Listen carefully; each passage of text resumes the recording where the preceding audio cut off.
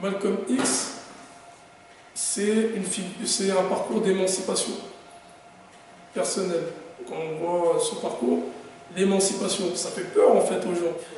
Je me suis dit que cet homme-là, dans les années 60, où être quelqu'un de noir était même assimilé à un crime, pour qu'il fasse autant de choses, c'est là que je commence à comprendre et ça m'a permis d'acquérir un sens critique, de tout le temps me remettre en question, de réfléchir.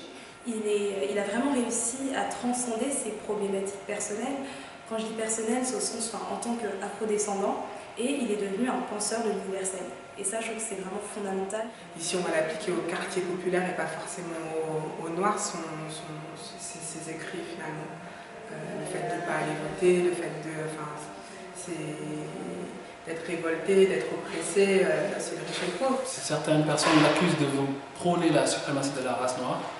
Donc c'était une époque où les Noirs étaient persécutés, donc c'était un réflexe de défense. Et il faut l'analyser dans ce contexte. L'intérêt de Malcolm X, c'est cette capacité à recycler les luttes, à retourner l'adversité pour mieux, au contraire, la contenir et l'éliminer. On veut le tuer physiquement, ça c'est une chose, pour qu'il s'arrête de penser et arrêter de permettre aux autres de penser, mais surtout, il faut aliéner la pensée en elle-même, voire même l'occulter, comme si elle n'avait jamais eu lieu. C'est tout l'intérêt aussi de cette stratégie. Sinon, ça n'a aucun sens.